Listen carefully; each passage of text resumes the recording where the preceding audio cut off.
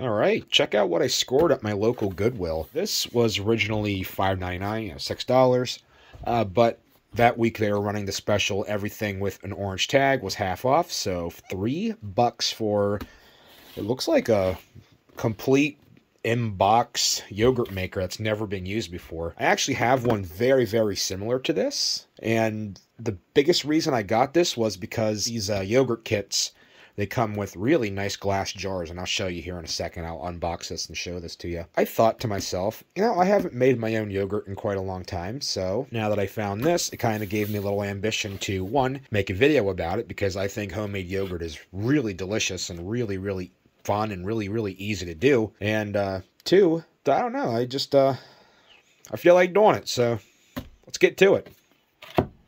So I guess the easiest thing to do would just to be to open it up. And let's see if it is indeed complete.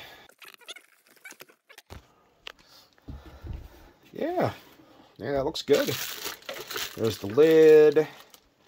Oh, this is brand new, dude. This has never been used. This is fantastic. Look at these awesome little glass, like, reusable jars. They're really nice, heavy glass. They have a nice screw top lid on them. You don't have to, you know, like, worry about, like, oh, well, what kind of container am I going to put my yogurt in? And since these came with this kit, or with this incubator, they're perfectly sized so that you can fit 7 of them in here at one time. No problem. And even the cardboard in between this middle one is still intact. So this thing's never been used. That's awesome. Doesn't look to be broken. I don't see any cracks into the lid. Yeah. The lid looks good. Awesome. Well, how about we make us some vanilla bean yogurt? And maybe if I'm feeling ambitious enough, I will make pineapple fruit on the bottom vanilla bean yogurt. 7 really nice containers, all of which are in perfect shape. Someone probably got this as a gift, and they never used it. This may have been like maybe a wedding present or just a Christmas present that somebody thought looked fun to do, and then they never got around to doing anything with it. I'm pretty sure, yeah, look here on the box. This was originally, someone tried to sell this at a yard sale, it looks like, for $3. $3 at a yard sale. That's what's underneath this Sharpie. And as is the case with a lot of Goodwill items, if they can't sell them at a yard sale, then those items, they'll just donate them to Goodwill, and then they'll put them up on the shelves. I'm going to take these containers into the house. I'm going to clean them with some just nice soapy water, and I'll wipe this out. This is, like I said, this is brand new, so I don't have to really, like, scrub the incubator. It's a little dusty, but that's just from, like, the cardboard and stuff. I'll just wipe this out with some bleach water. That'll be fine. Now, I got the yogurt containers themselves washed out with warm soapy water. I did clean with soap and water the inside of the lid and the inside of the incubator here as well, simply because, like, it was pretty dusty. And it looked like whoever had this, I don't think they ever used it, but I do believe they took it out of the box at some point, and they were probably, like, you know, like, looking at it, they took it out, they forgot about it, so it got some, like, a little bit of dirt and stuff right here. I washed all that off, so that's good to go. And after some debate in my brain, I was like, you know what, screw it. I'm making fruit on the bottom, vanilla bean yogurt. And you see these ingredients right here in front of you? It's all we need. It's really, really, really simple, but I'll get into that as the video goes on.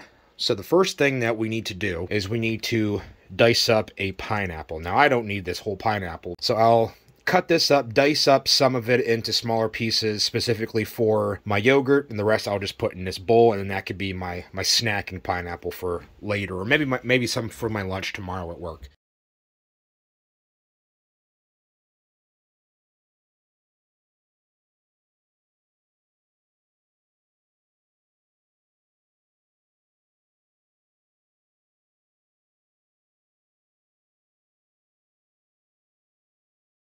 I think that should be enough for what our purposes dictate right now, and I still have plenty of delicious pineapple to snack on. Let me try a piece of this and see how it is. It's actually pretty good. I didn't let this ripen like I normally would, but you know what? It's still pretty good pineapple. This is going to be awesome. Now, whenever you're going to put fruit into, like, a yogurt that you're making yourself at home, you have 2 options. One is what we're going to do here, and that's make a fruit on the bottom yogurt, which is exactly what it sounds like. I'm sure you're familiar with that. You have a layer of fruit on the bottom of your yogurt container, and on top of that is your actual yogurt. Or if you really want to, you could also do a blended yogurt, which entails taking the fruit of your choice, blending that into a, you don't have to have it like super, super fine, but it has to be almost a puree, and you can mix that into your yogurt base while you're cooking it.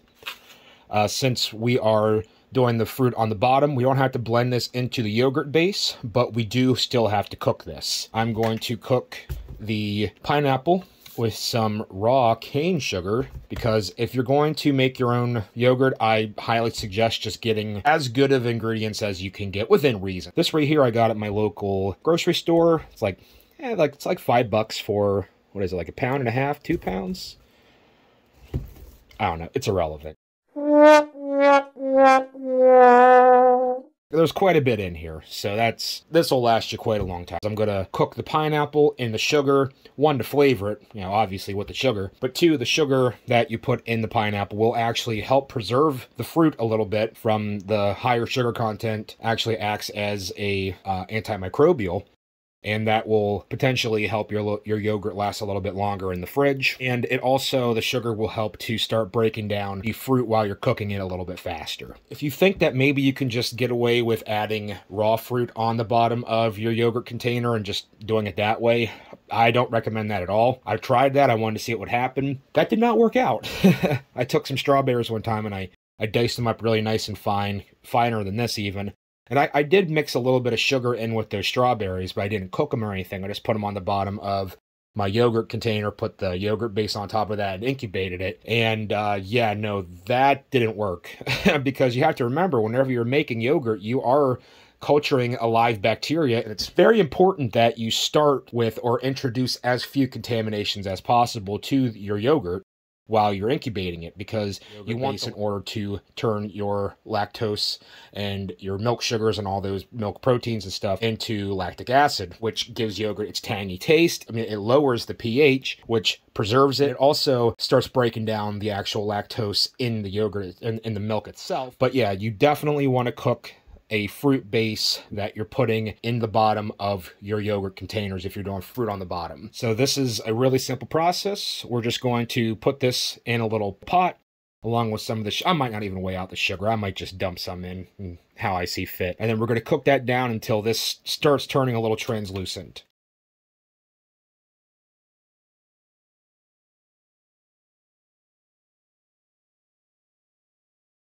It has been right around 14 or so minutes. I can tell that the pineapple is starting to put off less and less water, so it's just about to the point where we want it. You don't want to cook this down until it's like completely broken down. This is a good stopping point right here. That should be more than enough. You don't need a whole lot of fruit for each of your yogurt containers. We're going to set this off to the side. Now, the next thing we got to do is we have to make our yogurt base itself. Some whole organic milk. We need some Greek yogurt or regular yogurt. Like, I'll talk about this here in a second. We need some more sugar.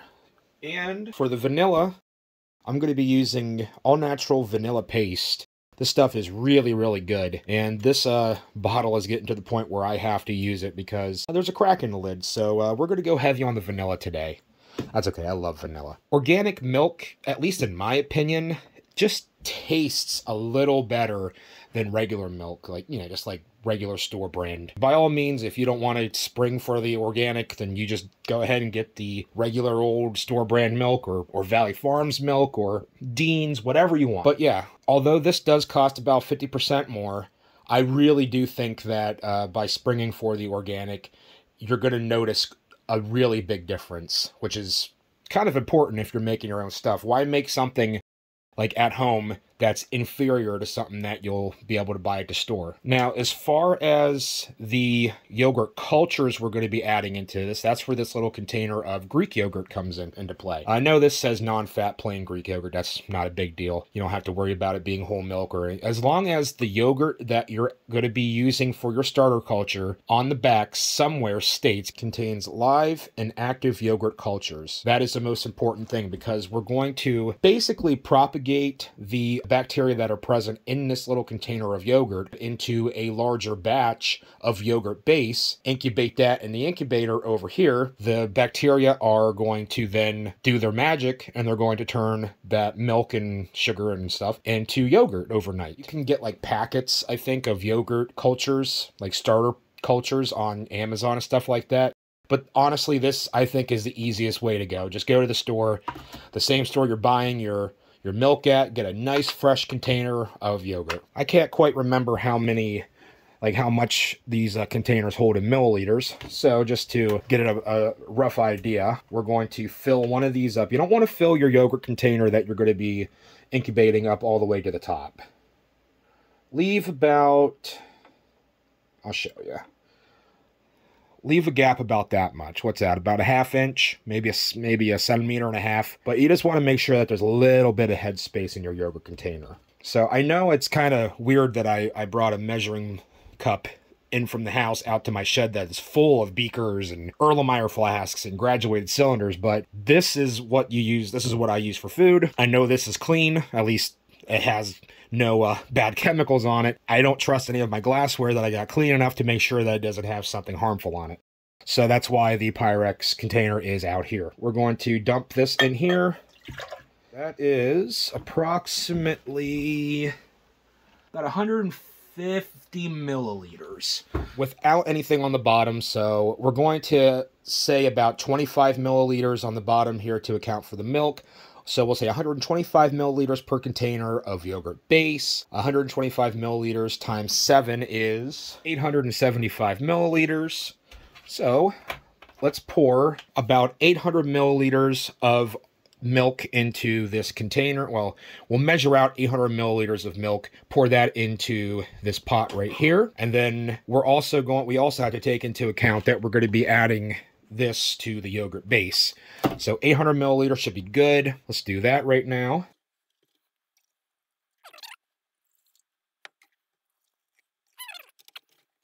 So now we have one of the most important parts of our yogurt base, which is the milk added into the pot here. It's not as much as you'd think, really. It's not even a liter, so there's not really all that much in there. I just got done cooking that pineapple and stuff. I know it was just pineapple and sugar, but it smells the best it's ever smelled out here, honestly. It smells so good out here, and it's just cooked pineapple. I'm going to wash this out real quick.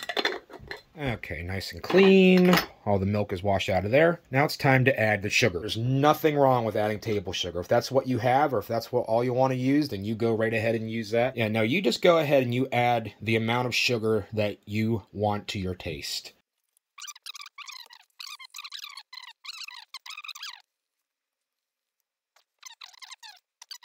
So now it's just a simple matter, adding the sugar to the milk. Like so. The last thing I'm going to add is this vanilla paste, vanilla bean paste. I did have like whole vanilla beans somewhere in my house, but I do not know what happened to them.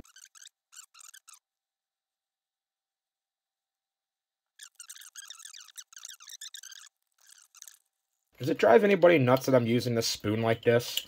Kind of driving me a little crazy, but it had to be done. Alright, now the next thing we want to do, we want to bring this yogurt base up to about 180 degrees, thereabouts. You don't have to boil it, but you do want to bring it up to around 180 degrees for a little bit, just to, like, yeah, this is pasteurized milk, but you never know what's kind of lurking in the milk. You never know what was in the sugar that you added as far as, like, you know, like microbes go. You never know what was on the pan or like in the vanilla bean paste, on the utensil. You never know. So you want to at least bring this up to 180 degrees to pasteurize your yogurt base before you add your yogurt into it. Since I don't have a probe thermometer out here that is food safe, I'll be using my little infrared thermometer. Yeah, it's about 55 degrees right now. We're just going to let that heat up. You don't have to stir it the whole time, but you do want to, you know, make sure that you stir it fairly frequently just to make sure that you don't scald the bottom of it or burn the bottom of it. I'm just going to call it and say that that should be good. Once again, it smells awesome out here. Now it smells like pineapple and vanilla. Oh, it's so good. Our base should be pasteurized to the point where we should be able to inoculate this with our yogurt.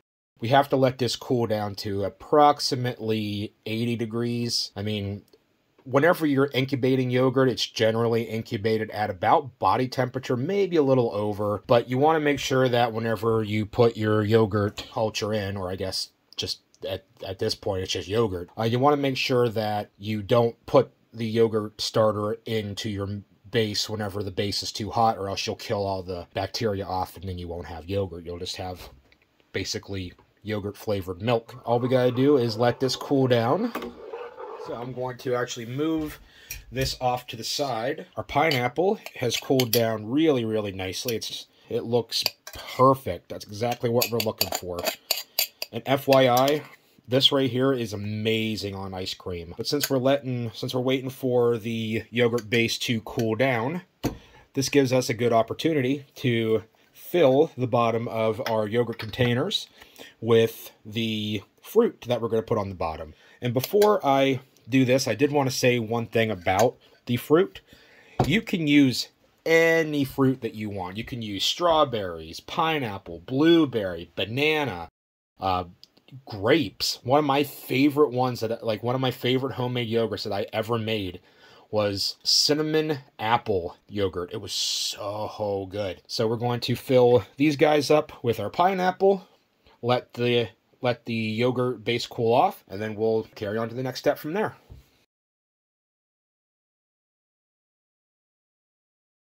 All we have to do as far as our yogurt base is add in some starter culture.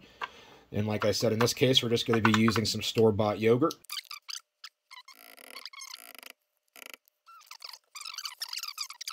Probably would be better if I had a whisk, but I did not grab a whisk, and I don't feel like running inside to get one, so that's fine.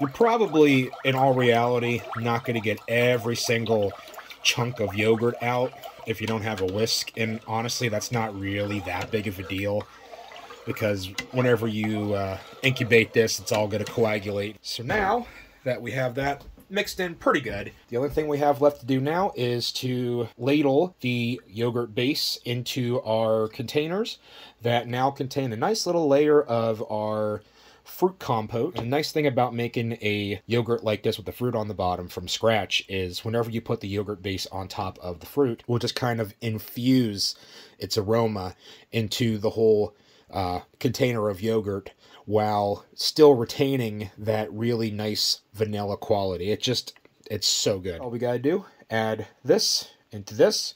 Whenever you're adding your yogurt into the vessel that you're going to be incubating them in, do your best to not touch the lips of the container, like at least the outside, and try not to get a whole lot of yogurt on the very lip right here. I mean, it's going to happen sometimes. It's not the end of the world. Just wipe that off. But we'll see where we're at, adding this to there, and then just time to incubate, and we'll have yogurt.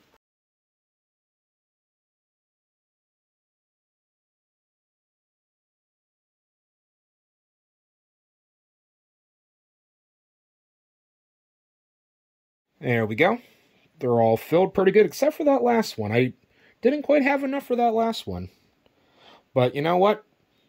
Half a container of yogurt is still better than no yogurt at all, right? But you can see that the pineapple on the bottom stayed in a nice little... Well, I guess it would be easier to show you what the one that barely has any in it. The pineapple in the bottom stayed in a very nice little layer all throughout. So that's perfect. Now the only thing we have to do, add this into the incubator.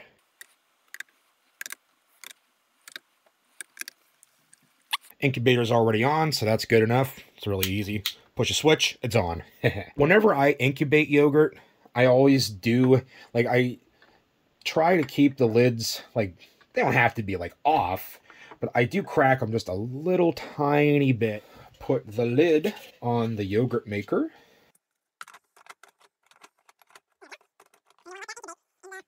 Then you want to let that sit for about 12 hours. And once the 12 hours are up, take them out of the incubator, put them in the fridge, let them cool down, and enjoy. I will check up on these tomorrow morning before I go to work.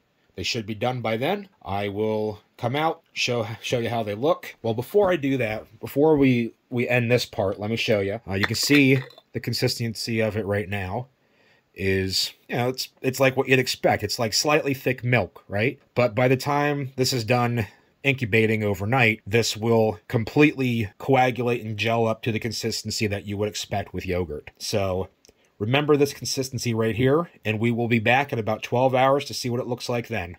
Okay, pretty much exactly 12 hours later, it looks like we have some yogurt. Yep, you can see it's coagulated quite a bit. That's perfect. Smells so good out here, dude. Okay, I'm going to take these out of here, tighten the lids up all the way, put them in the fridge, go to work. Whenever I come back, I'll try some, and we'll see how it tastes. I think it's going to be amazing. Oh, man. Finally done with work. So I can have me one of my yogurts. They look so good. Look at that. Fruit on the bottom. Stayed in a nice tight layer. Didn't really seep through all that much either. The fruit layer. It stayed pretty intact. So that's good. Oh, dude. Look at this. And let me remind you, there's only milk, sugar, vanilla bean, and just yogurt culture in here, and the pineapple on the bottom. But there's like no added stabilizers, there's no gelatin, no pectin, nothing. And just look how beautifully thick and luxurious that is. Now, since I used the Greek yogurt, it's going to have the consistency of kind of like a cross between a Greek yogurt and like a regular yogurt, because a Greek yogurt, typically they'll make, you know, the yogurt like normal, and then they will actually drain some of the whey out of that by putting it in like cheesecloth, or I'm sure that they have like some other, you know, like easier way to do it on an industrial level. So let's try this.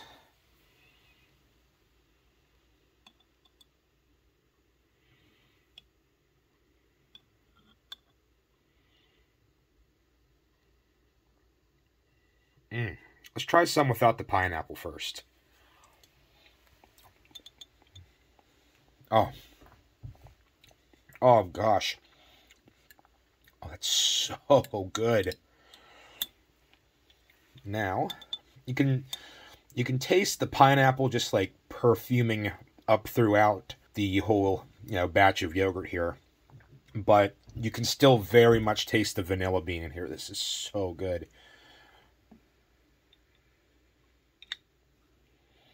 Now let's get some pineapple.